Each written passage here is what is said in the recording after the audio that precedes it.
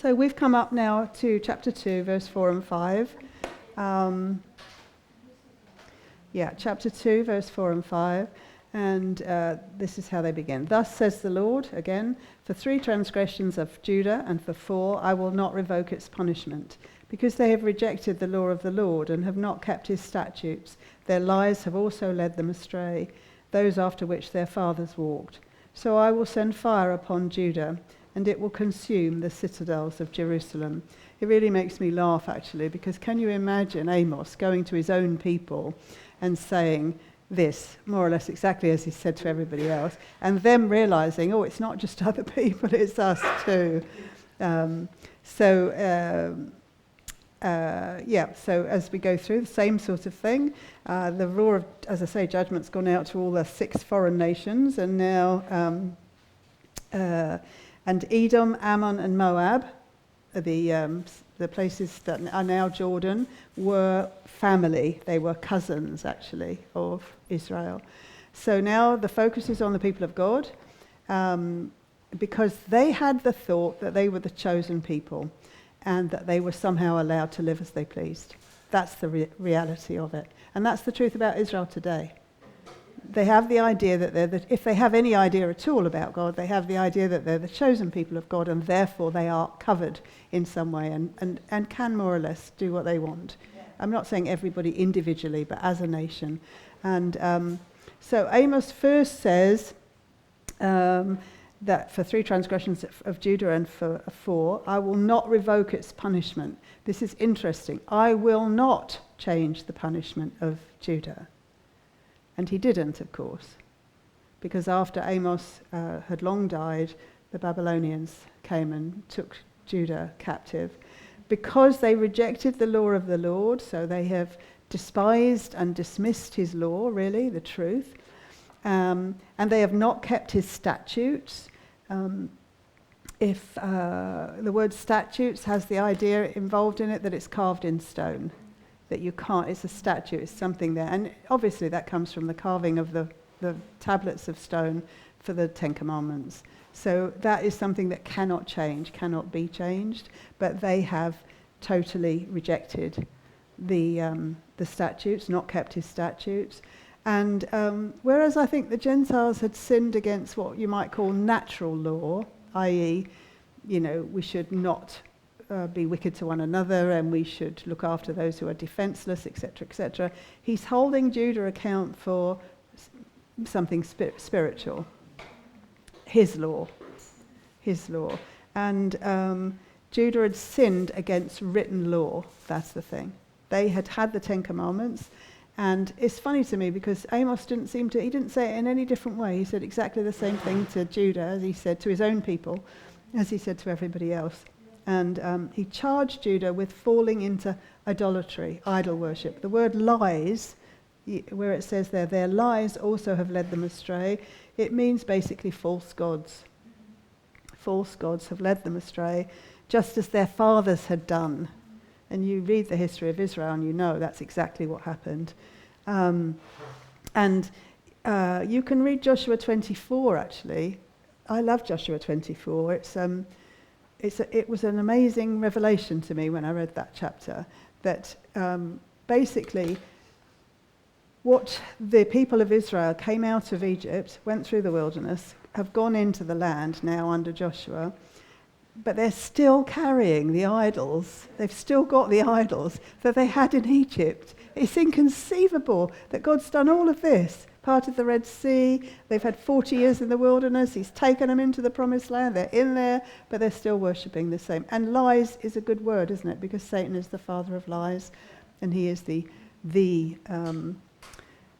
fake God, if you like. And so the worship of idols had led them to abandon God and believe false promises, and consequently they're called lies, and yet they embraced the idols that their fathers had worshipped. As I say, it's inconceivable, really. And they'd allowed those false religions to rule their lives. The popular kind of idea of that is that, or the popular things, the lies that we all want to believe, they're the things that get passed on from father to father to father to father. There are some things that we still have. I meet a lot of Christians who say God helps those who help themselves. That's just not true. It's not true. We'd like it to be true because we'd like to be standing up and helping ourselves, but it's not true. Look at I will not revoke its punishment because they rejected the law of the Lord and have not kept his statutes. Their lies also have led them astray, those after which their fathers walked. I've got a cross-reference to Matthew 15 here, which I looked up earlier. Hold on, Matthew 15, verse 1 to 9. Let me get there.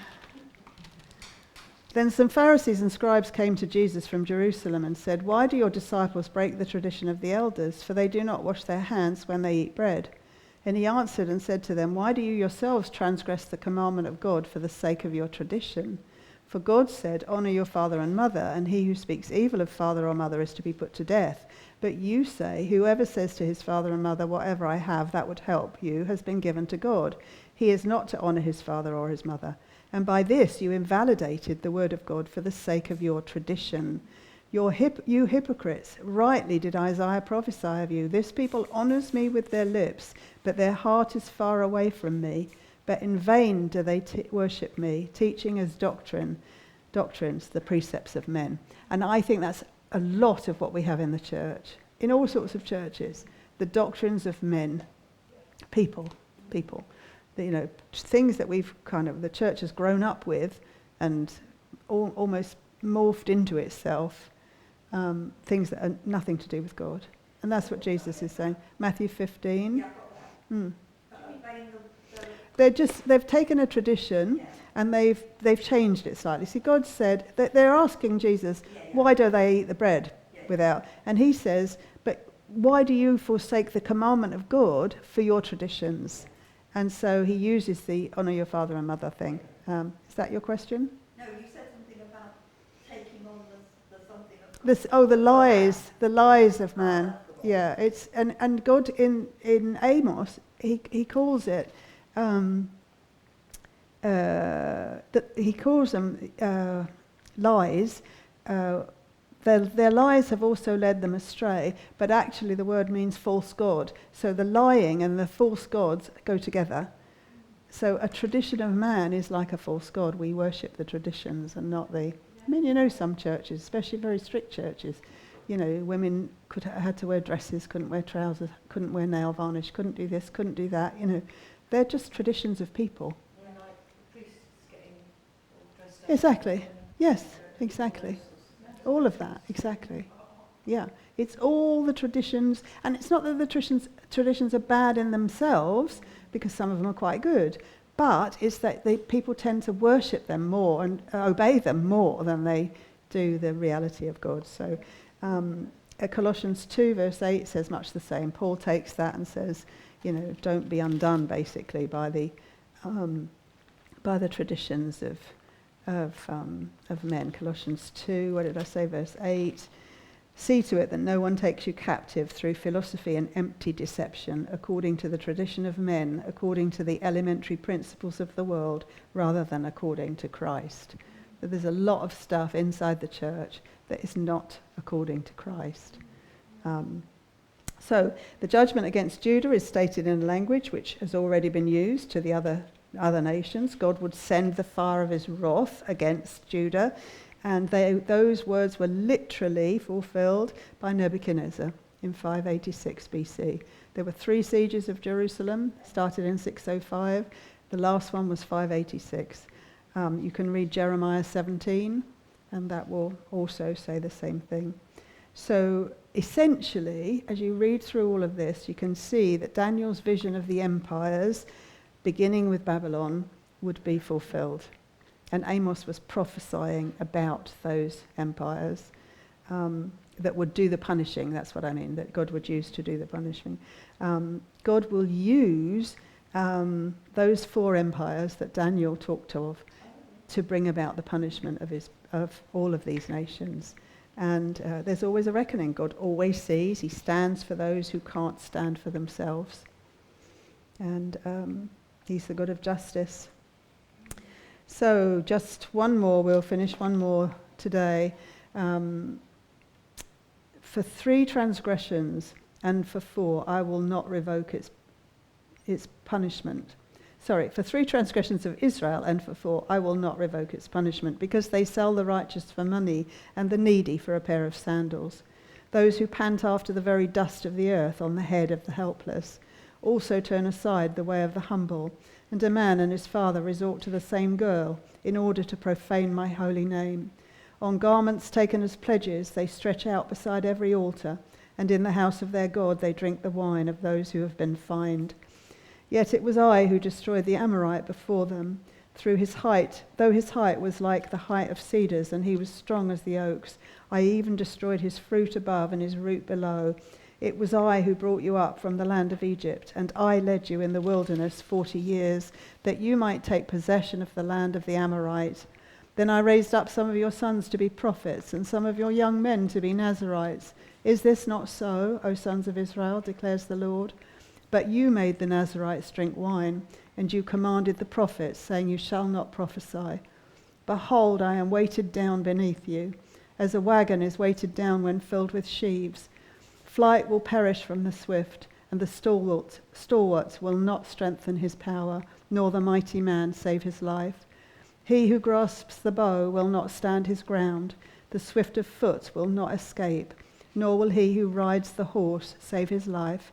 Even the bravest among the warriors will flee naked in that day. This is a pretty long and devastating judgment. And first of all, he kind of talks about the sins of Israel, and I think he divides them, really. The wealthy landowners sell the innocent. They sell innocent people for silver and gold, so they're part of the slave trade that's been happening.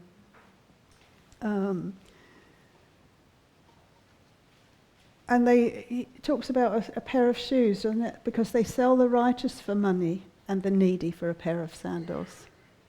It's this idea of no value on human life at all. And the righteous, of course, refer to those who are right with God. And Israel, there's a distinction within Israel between those who are right with God and those who aren't. And those who aren't are doing what God is now going to punish them for. And those who are the ones who have had that done to them. The needy are those who are in no position to offer any resistance or take up any legal battle with any of the rulers that are doing it. And it seems like just for a small bribe, where does it he says about bribe? Judges would pronounce the innocent guilty, even for such a punishment as a pair of sandals, because they sell the righteous for money and the needy for a pair of sandals. The wealthy owners in Israel are described as those who pant after the dust on the head of the poor. Can you imagine that? That's just like, I want even the dust on your head. I want everything that you have, and I don't want you to have it. And that's their own people. Their own people. Basically, they trample down the poor to get the land that they want. We've seen that played out around the world, everywhere. I mean, it's just unbelievable, unbelievably common, that sort of thing. The powerful landowners would turn aside the way of the humble, as it said, and also turn aside the way of the humble. So they were the underdogs in Israelite society, and the people with money denied their rights. Immorality is the second one.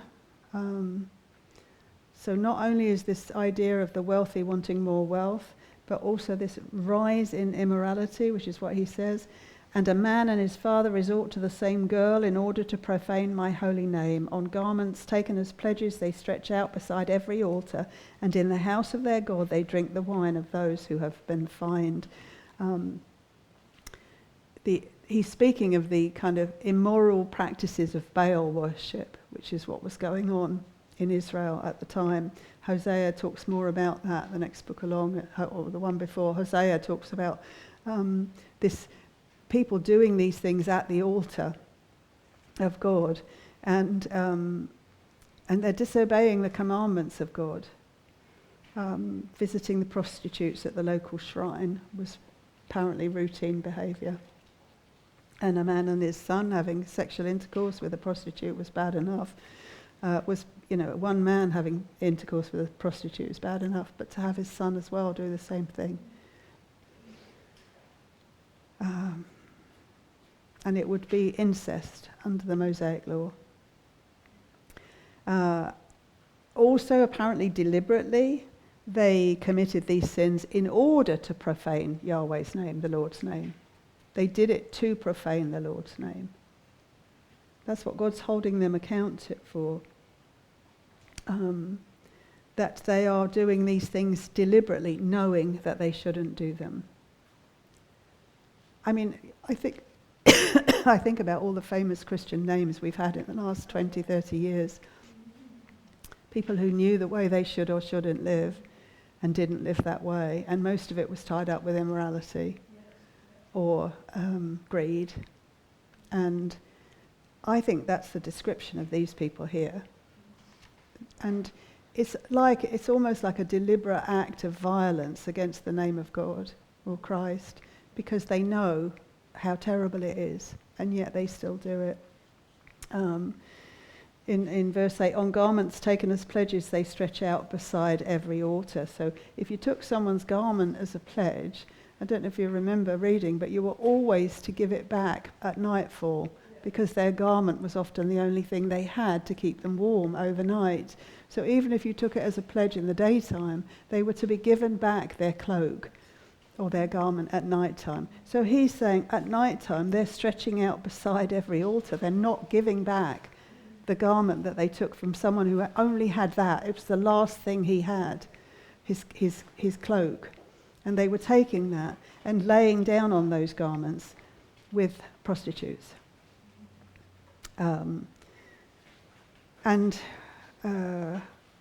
As I say, Exodus 22, 26 talks about that, Deuteronomy 24, verse 12. And I think when you go through everything that they're doing, you see, you can't be right with God if you're not right with your fellow man. You can't be right with God if you're not right with people. So as you read, finally, the temples were supposed to be places for worshipping God, and they were mocking his law, and they were charging the poor in court. They were taking them to court when the poor had no way of helping themselves. Their worship was hypocritical. They went through the motions of worship. Now, that's a lot of things that are happening in our world, supposedly Christian world. In a way, Kate, that's what you were talking about on the boat. Not that the man was necessarily saying he was a Christian, but he was coming along to a Christian event and then taking that Christian event and moving it outside of the parameters of God and his word. And so that's a lot of things that we find that a lot in the church. The church has taken on this mindfulness thing. Yeah, mindfulness. It's like a new age thing, but I haven't heard so much about it of late, but it was very popular, say 5-10 years ago. And it's this idea of emptying your mind and then filling it. But I know churches that do that. Mindfulness. They do it in schools now. Yes, they have. Yes. It supposedly helps children to not be bothered by things, but yes, mental health things. Yeah. Yeah.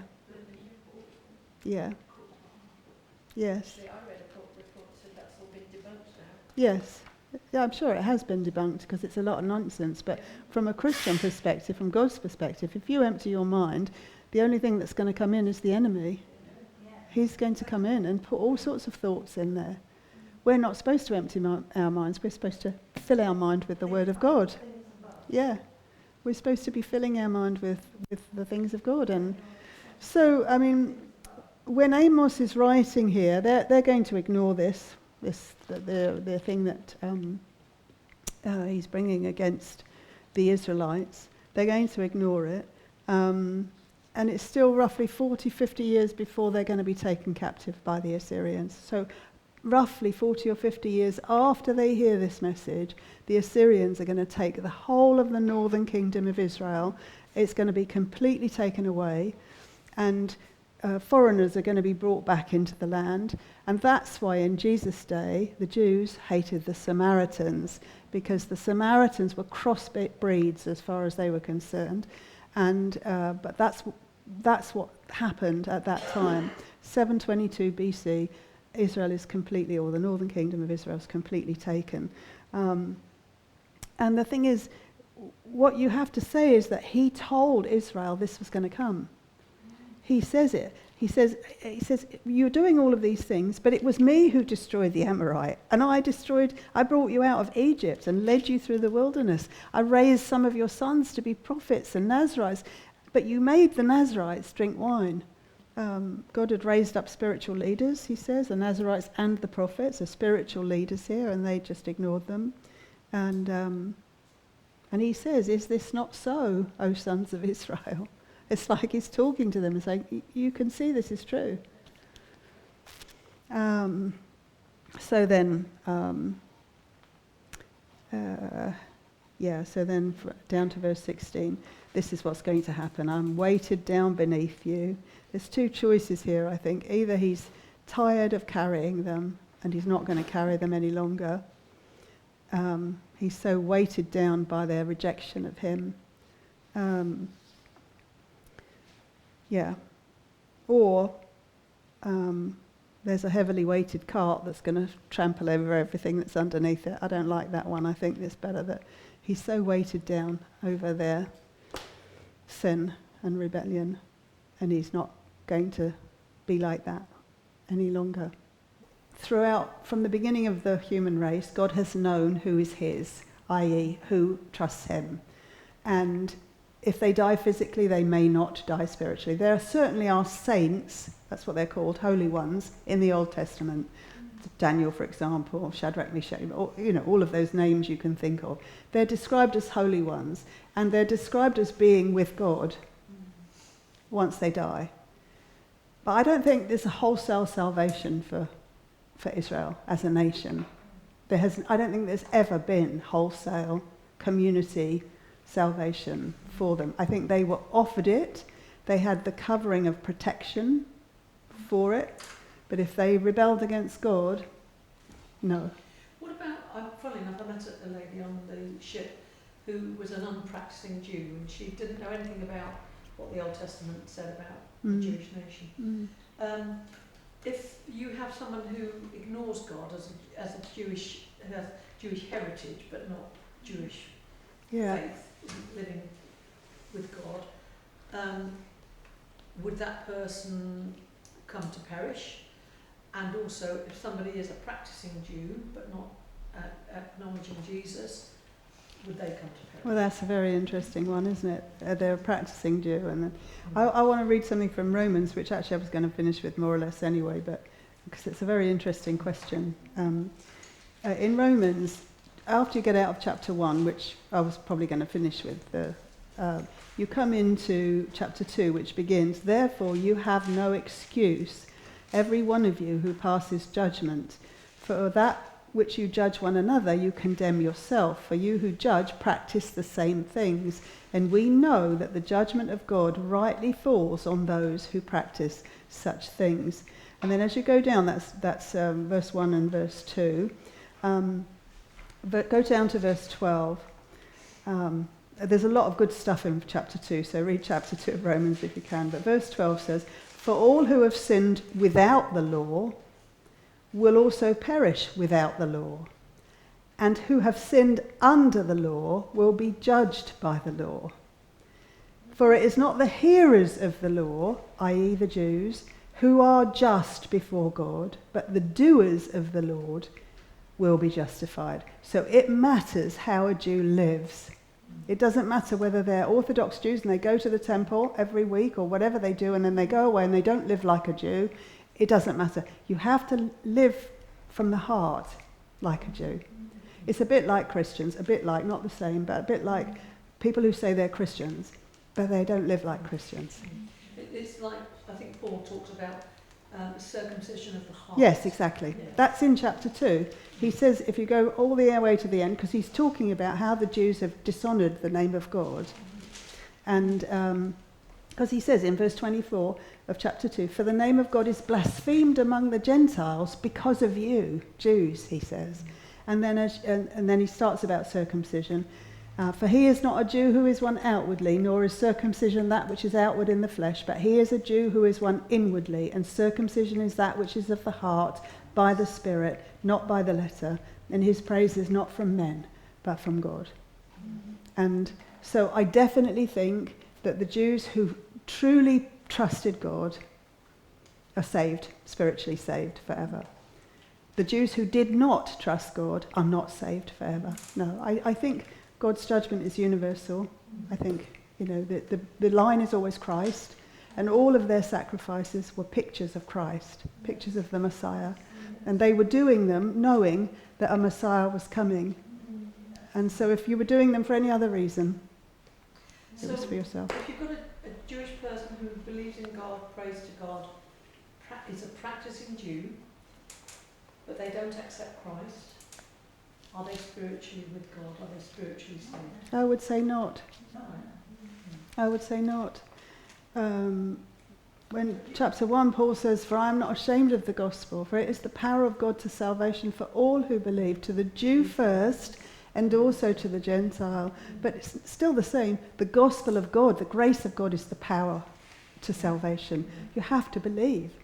And that's Jew and Gentile. Yeah. And rejection of God. I mean, if you're rejecting Jesus, then that is a rejection, isn't it? So it's a rejection of God. And actually, in many ways, we want not to say this about Israel because we don't want to say it about the Jews because we know that they are special. But they are special because they had much more information. Yes. And because God actually revealed himself to them. And so that's why I'll say, unto those whom much is given, much is required. There's this idea that we have this, like, we're trying to support Israel, and there's a tendency sometimes for people to say, well, they can do no wrong. They're God's people. But they can do lots wrong, and are doing lots of wrong, and have done lots wrong. And so we have to bear that in mind. They're God's people because he told them about himself. He put them in that land. He chose for his name to be in that land. Yes. And then he gave them all this, and the biggest thing he gave them was the promise of Messiah. Yes. There's a Messiah coming, and this is what he'll be like. And so if he's come and they haven't believed, there's only salvation. There is salvation in no one else, in no other name under heaven. That's what Peter will say. There's no salvation in no other name except the name of Jesus.